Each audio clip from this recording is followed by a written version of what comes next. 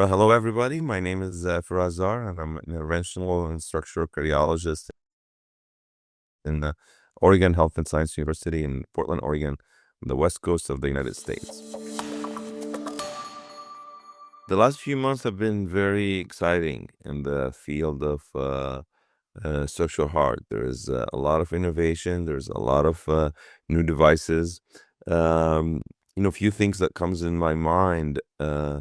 Some of the technologies based on the pivotals is now approved and available for use, such as the Yena valve for aortic regurgitation. I think this valve has transformed how we approach aortic regurgitation. Also, three being approved for high patients with mitral regurgitation, being the first transcatheter mitral valve platform that is available to treat patients with severe symptomatic mitral regurgitation. I think the commercialization of those two products really enabled us to increase our toolbox by having um, really robust technology to treat patients with aortic regurgitation and mitral regurgitation who might have had limited options before that. Also, there's a lot of devices that are coming right now to pivotal trials, seeking understanding of the field, specifically other transcatheter mitral valve replacement and tricuspid, valve replacement. There are multiple platforms that are coming right now with a randomized trial, looking at different technology uh, to maybe safer, maybe more effective treat aortic stenosis and mitral regurgitation and tricuspid regurgitation. Yeah, I think I think in some aspects we were ahead of the data and we are catching up, and in some aspects the data is ahead of us, and we are looking to change our practice.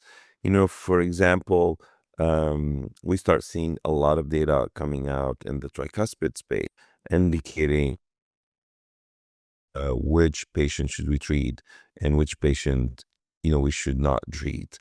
I think there are multiple scores that have been developed, multiple multi-center registries that are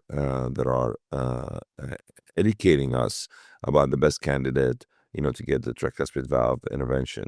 We still have work to do to understand which valve should be repaired and which valve should be replaced, and what are the nuances of transcatheter tricuspid valve replacement, and we start seeing some registries comparing both, and also we started seeing in the next few months some randomized trials coming out with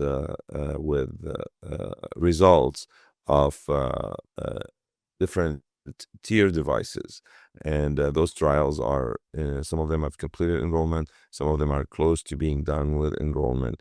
Also, we will see some randomized trial coming up comparing the FDA approved valve, which is Evoke, to some other novel devices, and I'm hoping that this huge body of literature and data that is going to come out is only going to educate us about which patient is better treated with which technology.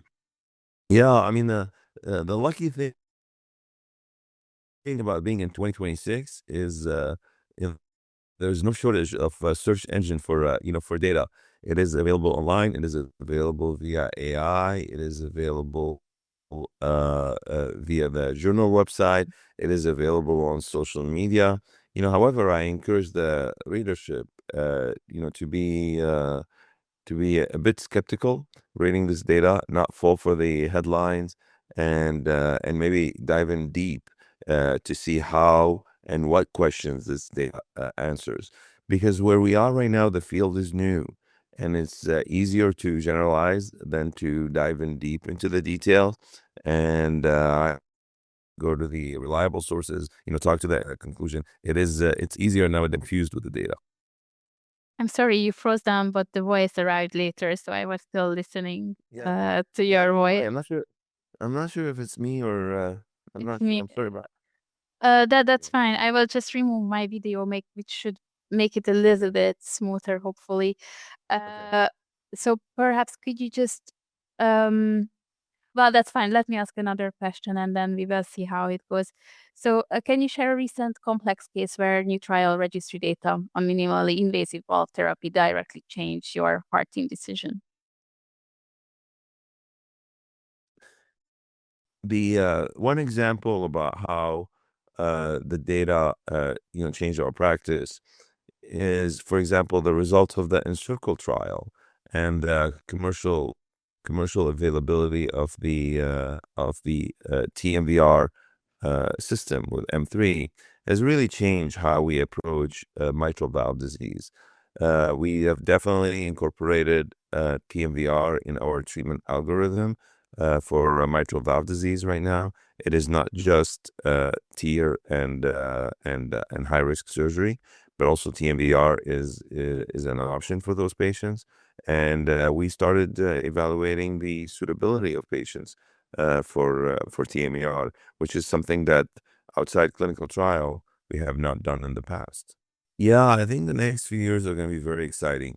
I think in some aspect we're going to have data catching up with the technology.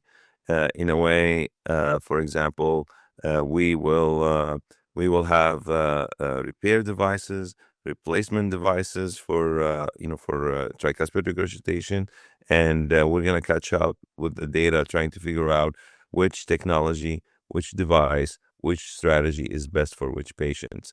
In some aspect, the devices are catching up with the data. For example, we have a huge body of literature on TAVR and indication for TAVR. We have 3 FDA-approved devices in the United States, but now we start seeing device number 4 and device number 5 are coming to clinical trials. So what I would anticipate is in the next few years, we will have a lot more tools to treat broader patient population with aortic, mitral, and tricuspid valve disease.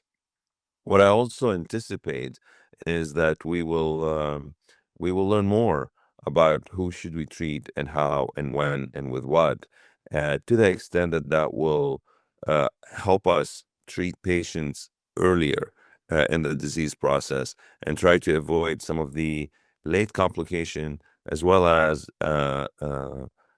being symptomatic for a while before you get treated. I anticipate that we will start doing trials looking at the feasibility of some of this technology in lower surgical risk patients. We already start doing that in mitral regurgitation and aortic regurgitation, and I anticipate some of the data that will come from those trials will help guide us about how we can treat patients who are beyond high risk and who are beyond extremely symptomatic, yet we catch them earlier in the process.